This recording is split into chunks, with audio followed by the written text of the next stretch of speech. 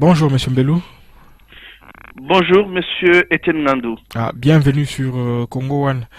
Monsieur Mbelou, le président du mouvement rebelle M23 a déclaré avoir rencontré samedi à Kampala Joseph Kabila pour des négociations directes dont les modalités sont à définir, a-t-il dit. N'est-ce pas là un nouvel échec du gouvernement de Kinshasa qui affirmait encore en début de semaine passée son refus catégorique de négocier avec la rébellion? Monsieur Etienne Nandou, ne nous laissons pas distraire.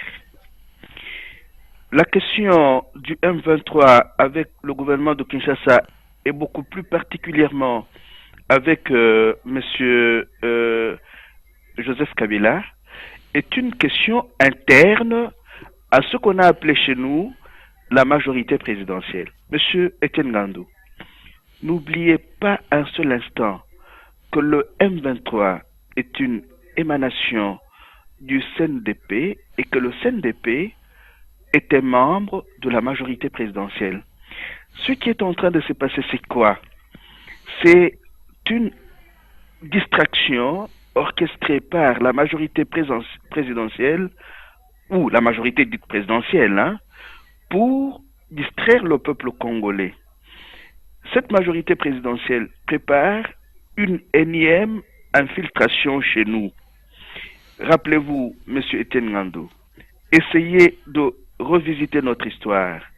Il y a eu le il y a eu l'AFDL, il y a eu le RCD, il y a eu le CNDP. Maintenant, nous en sommes au M23. Tous ces mouvements ont été créés pour faciliter l'infiltration des rwandophones et des Rwandais chez nous pour qu'ils puissent s'emparer de nos institutions et de nos structures étatiques et régner sur nous, nous humilier, s'emparer de nos terres et en faire les leurs.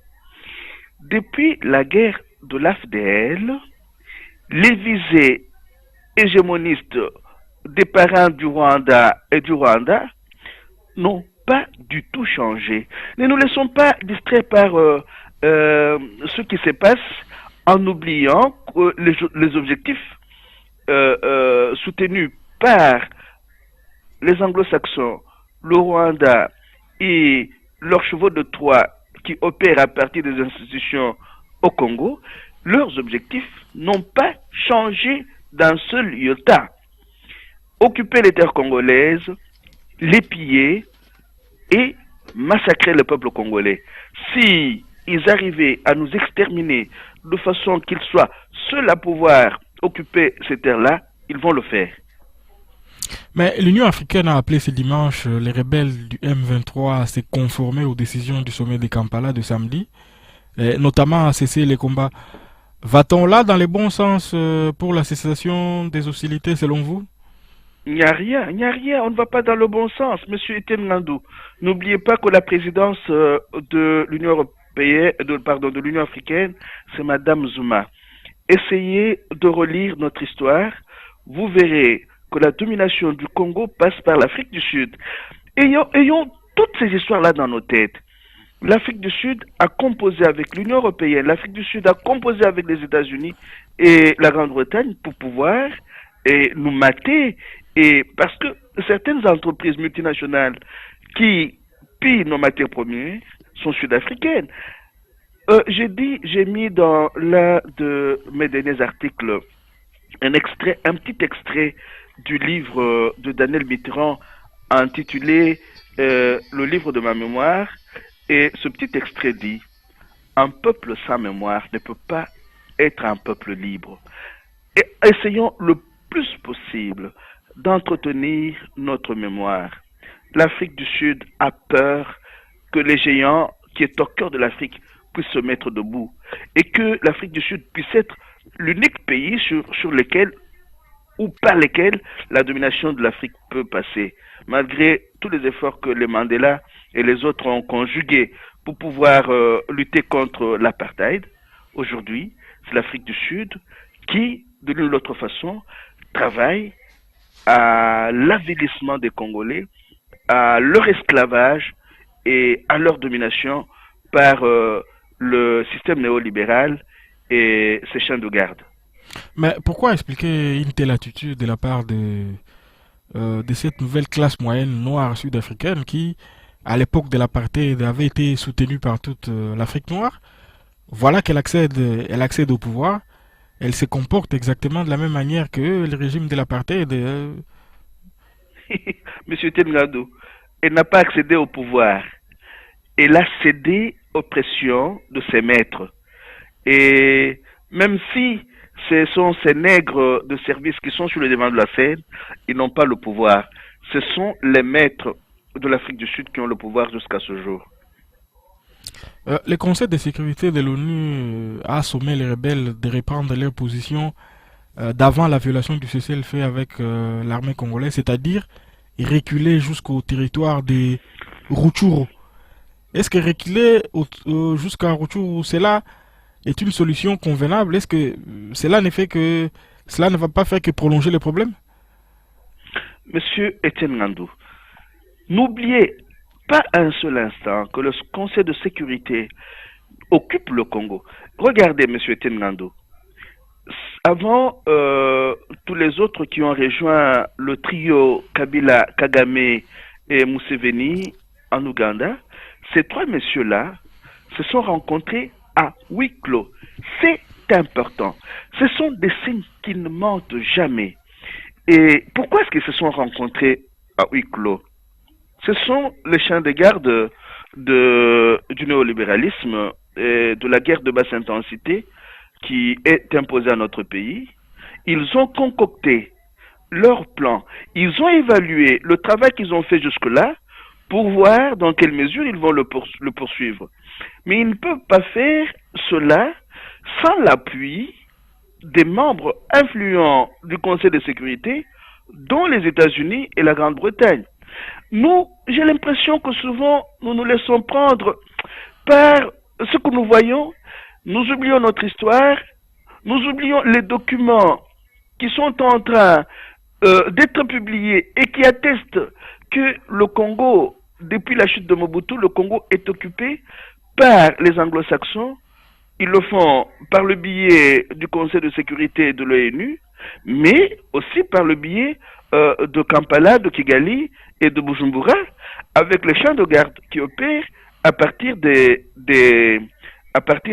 institutions et structures étatiques congolaises.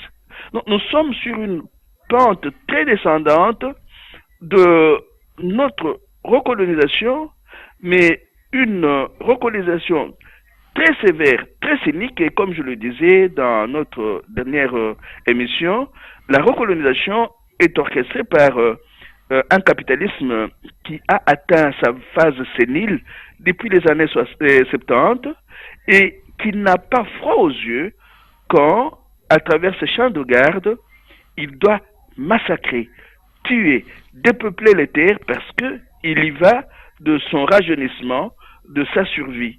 Alors, dès que nous n'avons pas cette lecture globale de ce qui est en train de se passer à travers le monde et dans notre pays, nous faussons la lecture et cela risque d'avoir des répercussions sur les actions que nous voulons mener ensemble.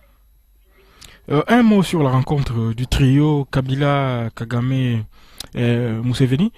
Joseph Kabila, lors de cette rencontre, après cette rencontre, n'a pas du tout communiqué. On a comme l'impression que il mène toutes ces négociations de manière tout à fait cavalière. Hein. Il ne rend compte à personne et Mende, qui est à Kinshasa, comme à son habitude, improvise les conférences de presse dans lesquelles il fait des annonces.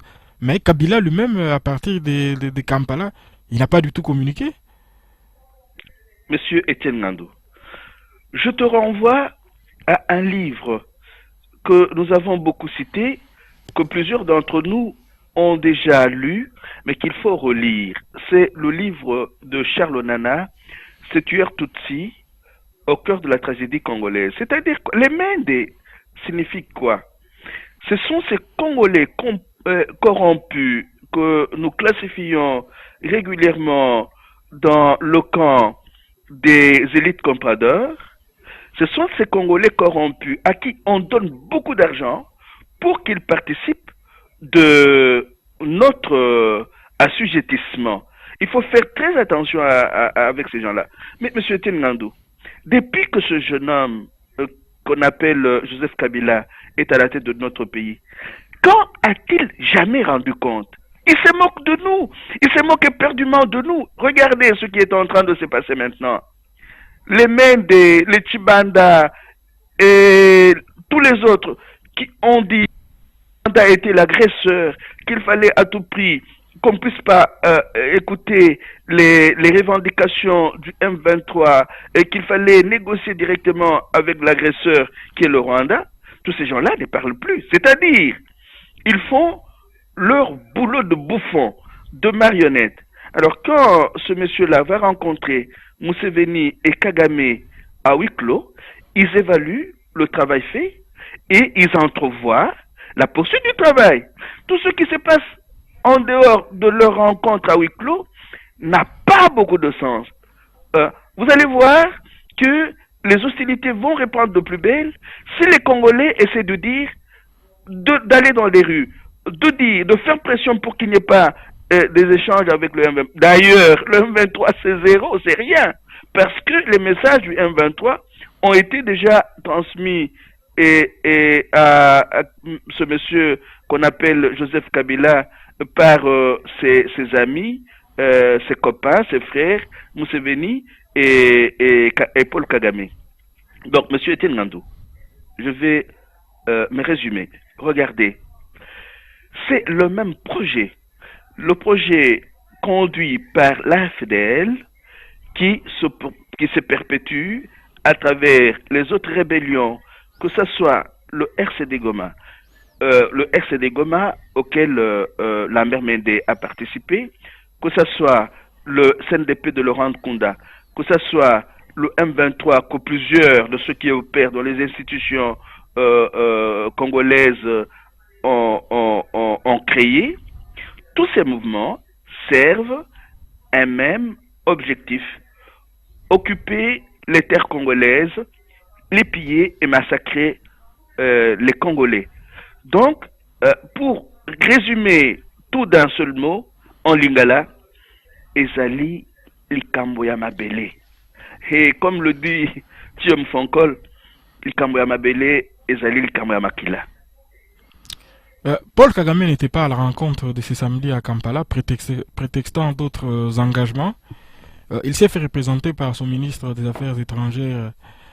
Est-ce une fois de plus une manière pour les Rwandais de ne pas pleinement coopérer à une solution diplomatique dans ces conflits? Mais monsieur Etienne Ngandou, quel Congolais a participé à cette rencontre? Aucun. Regardez, ce sont les mêmes. Ce sont les Tutsis qui ont géré la rencontre. D'abord à huis clos, Kagame, Museveni et Kagame.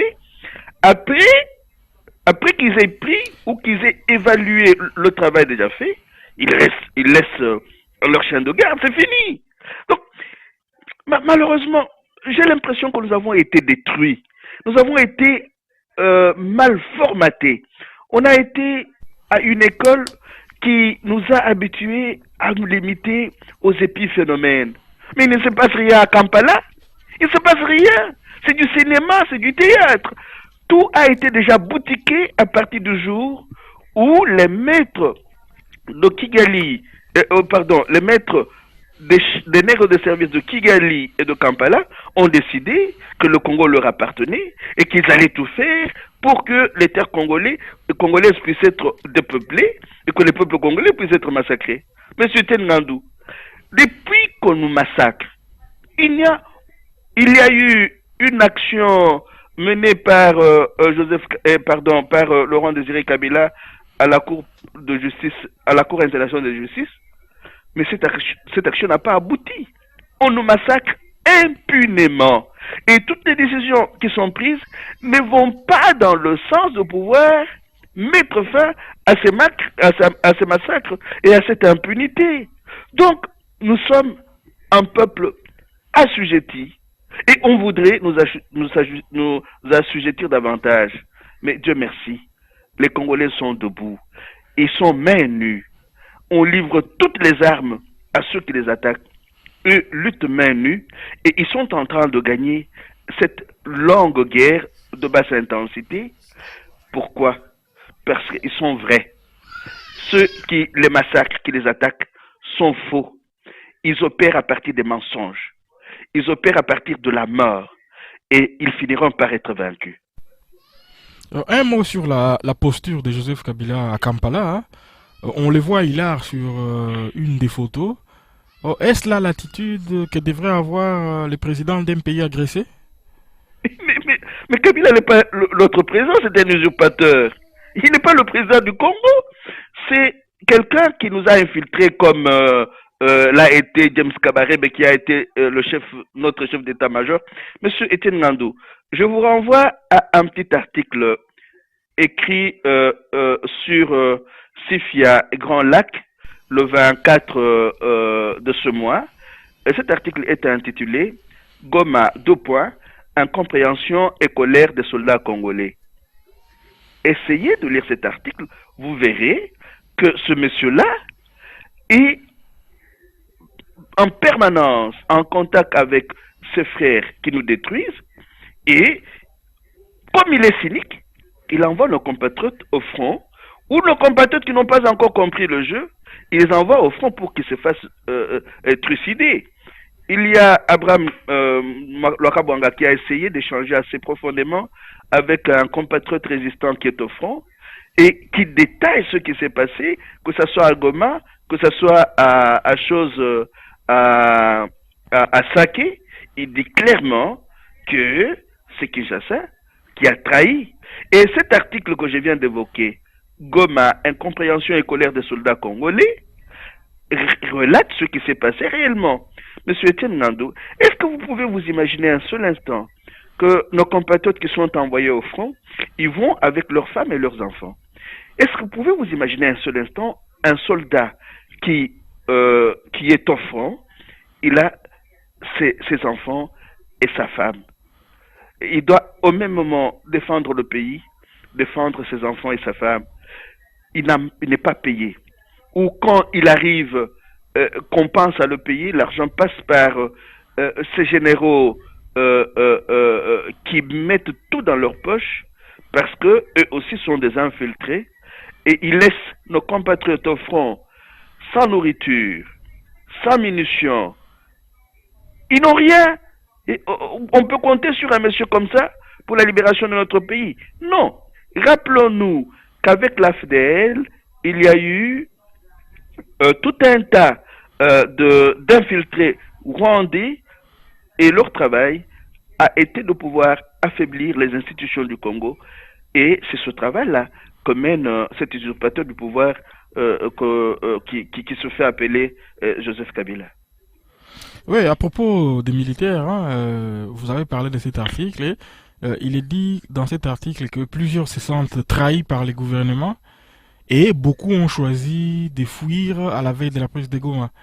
Et au stade de Goma, plusieurs se sont fait inscrire pour intégrer la rébellion. Qu'est-ce que cela vous inspire-t-il que des militaires, voilà, de manière aussi simple et facile, décident de changer de camp?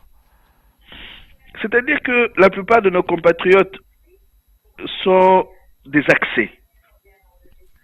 Ils sont désorientés.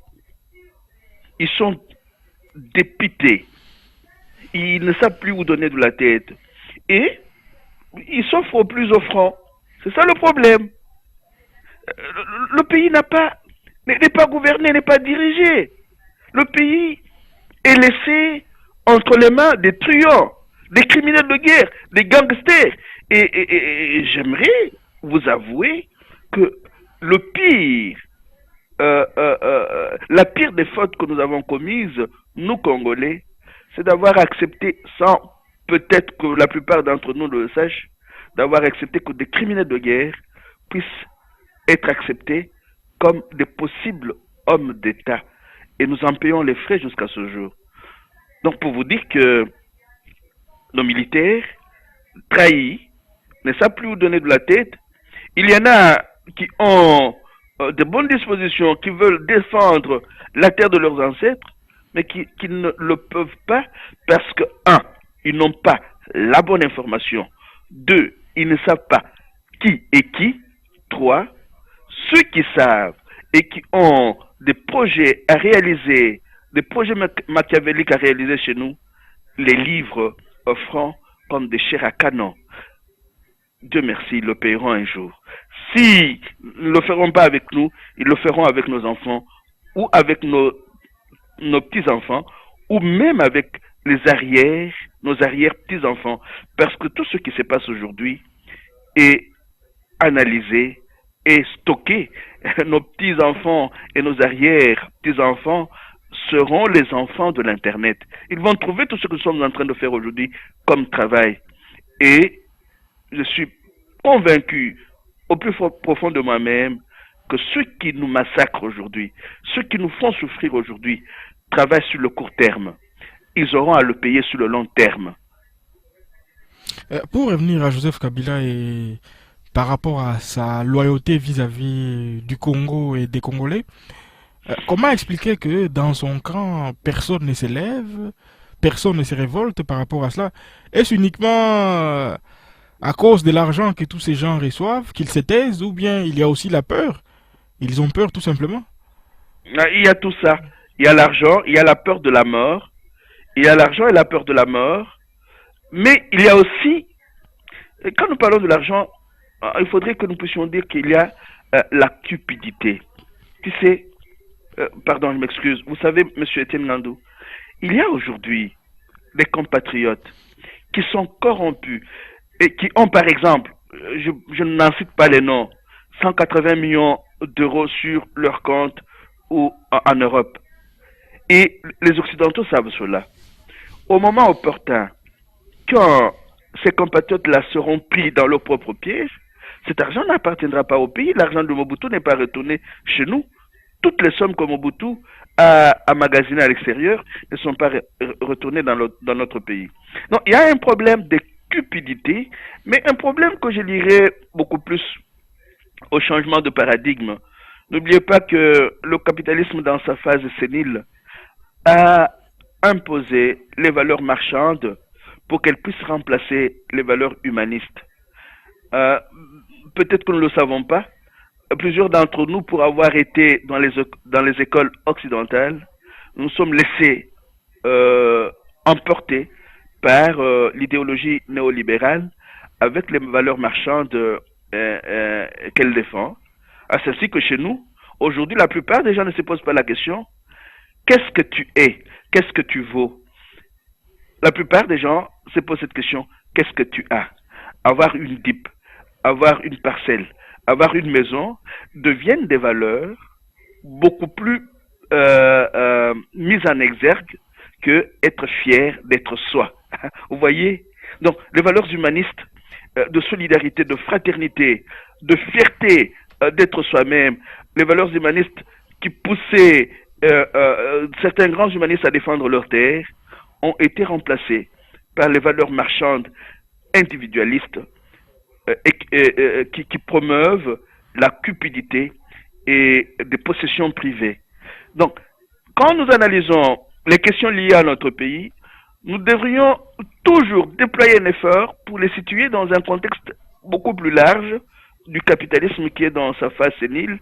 Et cette sénilité se fait sentir au niveau de ses petites mains et des petites mains du capitalisme, que sont la plupart des nègres de service qui opèrent aujourd'hui au niveau de l'Afrique des Grands Lacs et même d'une bonne partie de notre continent. Très bien. Joseph Kabila a suspendu le jeudi 22 novembre le général Gabriel Amissi de ses fonctions en raison d'une enquête des Nations Unies qui met ces derniers en cause dans un trafic d'armes en faveur de certains groupes armés à l'est du pays. Mais pourquoi est-ce Amissi seul maintenant et pourquoi pas les autres? Et pourquoi en ce moment précis où Amissi est suspendu? Et pourquoi pas ce monsieur-là ne se suspend pas lui-même? Parce qu'à plusieurs reprises, il a envoyé les armes dans les camps adverses du camp congolais.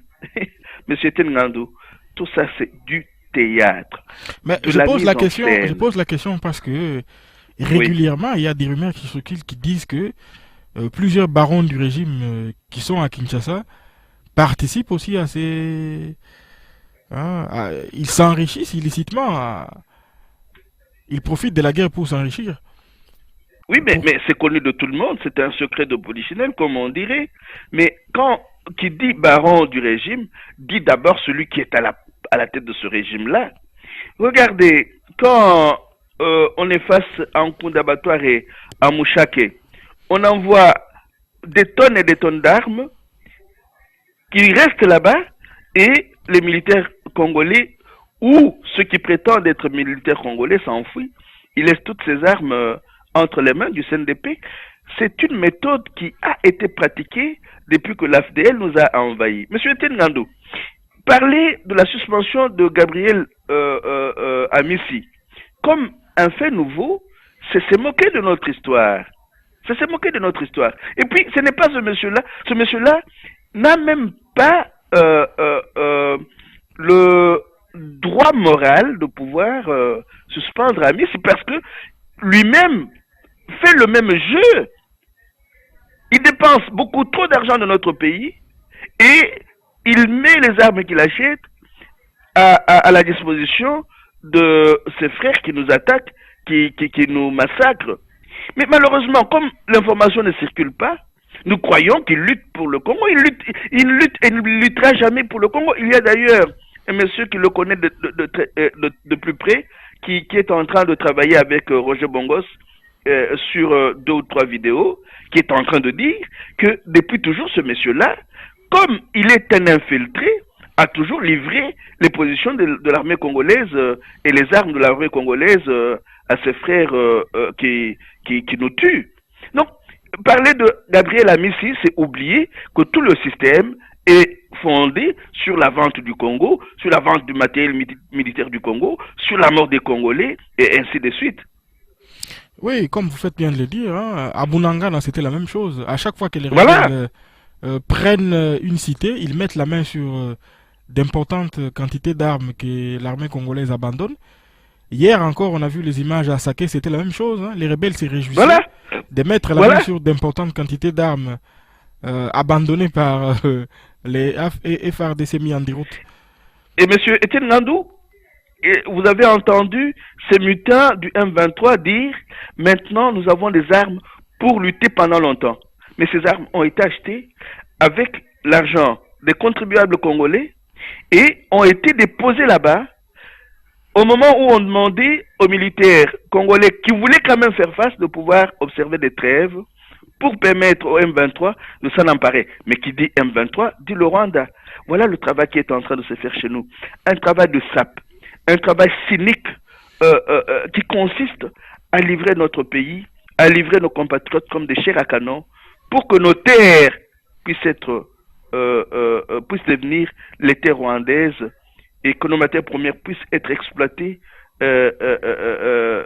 comme les maîtres de ceux qui opèrent, des nègres de service qui opèrent dans l'Afrique de Grand Lac le veulent.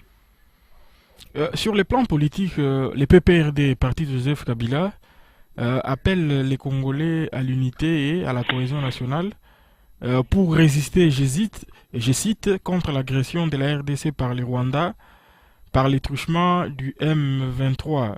Hein, Évariste Bouchave, qui est secrétaire général de ces mouvements, l'a déclaré ainsi le vendredi dernier. Pensez-vous que ce parti ait pris la pleine mesure de la gravité de la situation ou continue-t-il à s'enfermer dans son soutien aveugle à Joseph Kabila? Mais le PPRD est copain au CNDP, au M23.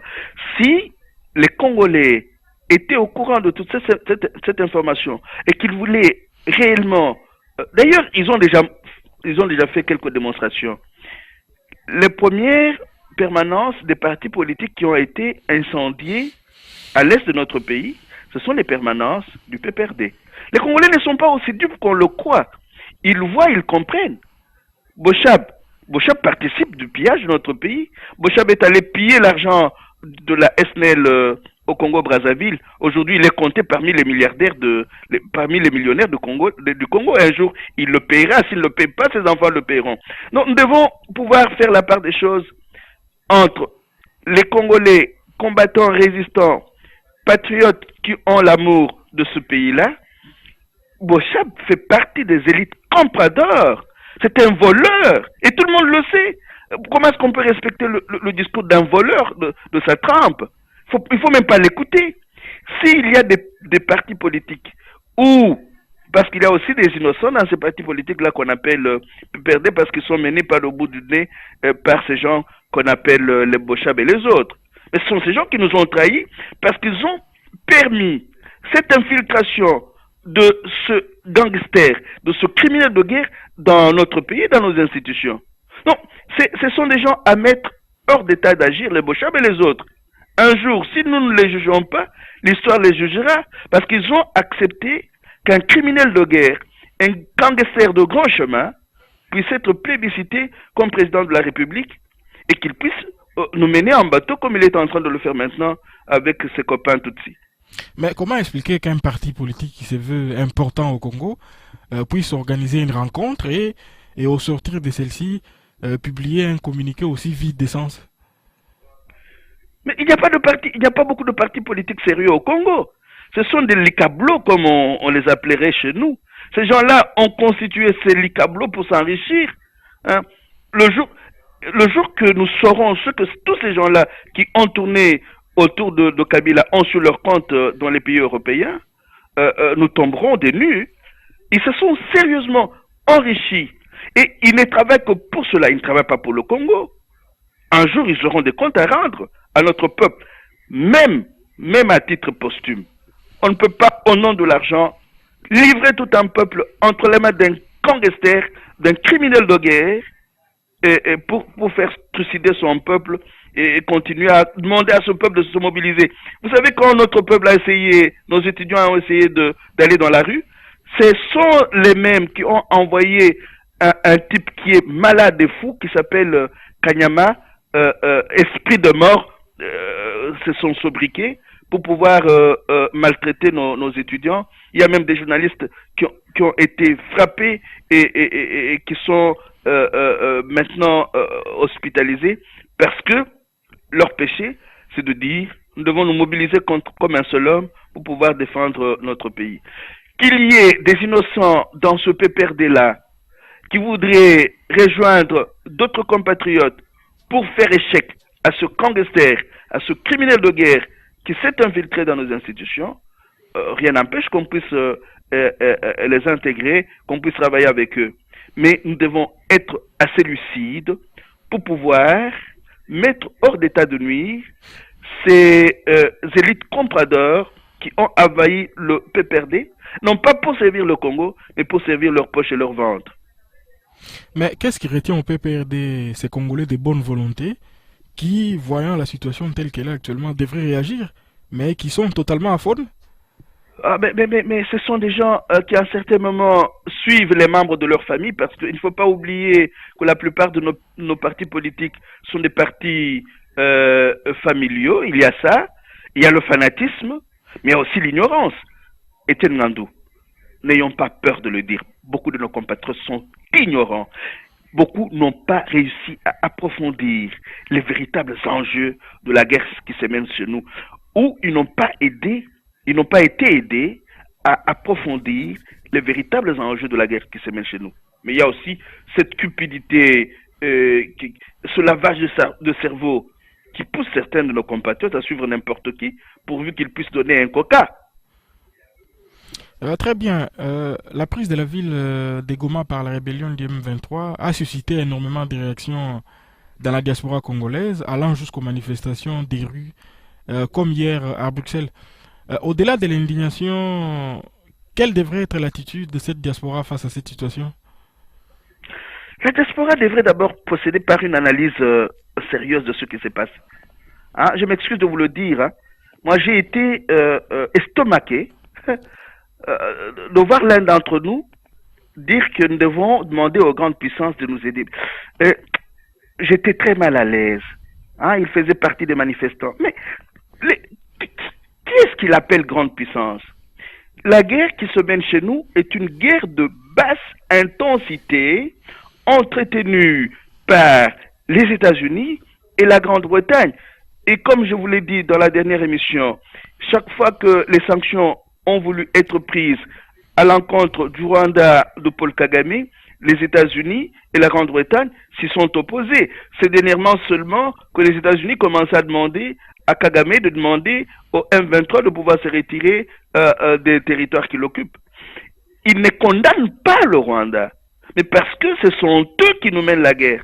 Mais quand dans les manifestations, vous entendez des Congolais qui vous disent allons demander aux grandes puissances de nous aider, j'ai dit nous n'avons peut-être pas compris grand-chose.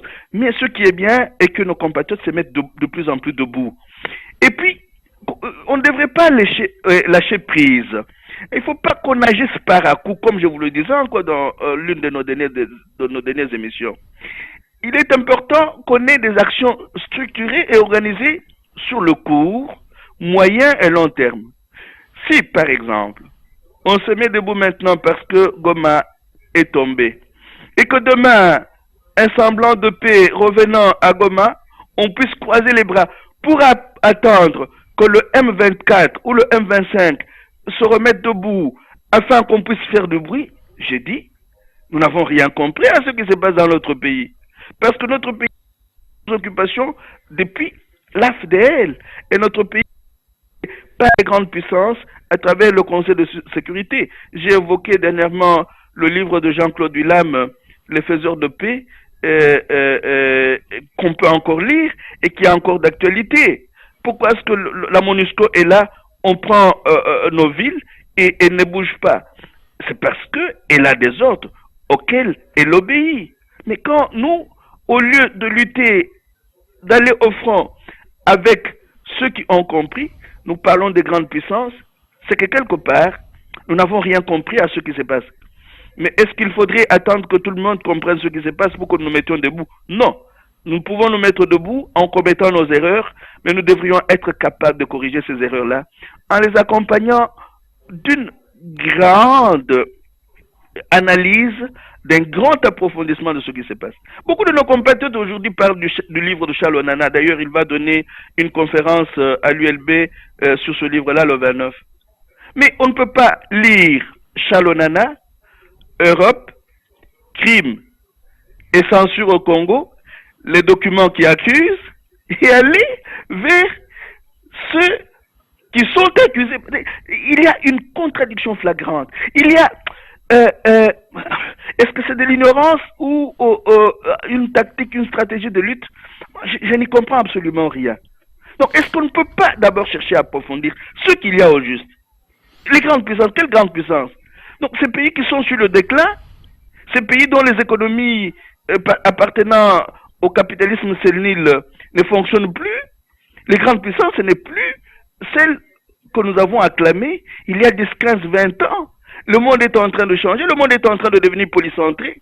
Donc, nos schémas d'analyse sont dépassés, nous devons les refaire, nous devons nous reformater. C'est ce travail-là. On dit, ah mais écrire, c'est quoi? Ah, ce n'est pas sur Internet. Mais si vous ne savez pas que les pays qui nous font la guerre travaillent avec les think tanks, que ces pays-là réfléchissent avant de s'engager dans tout ce qu'ils font, nous n'irons nulle part. Nous n'allons pas changer seulement le pays en marchant, mais en comprenant les enjeux et en mettant sur pied des stratégies, des méthodes d'action efficaces. Mais ce travail-là doit se faire. Et ça doit se faire dans le court, moyen et long terme. Nous devons arrêter d'agir par à coup.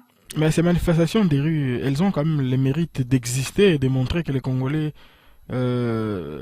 comprennent les grands enjeux de ce qui se passe chez eux. C'est un moyen d'expression puissant ici en Occident, les manifestations des rues. Monsieur Etienne Ngandou, je ne les minimise pas. Au contraire, je les encourage. Mais je reste à l'écoute de mes compatriotes qui les organisent. J'en ai vu un pour lequel j'ai beaucoup d'estime, mais qui disait qu'on devait aller...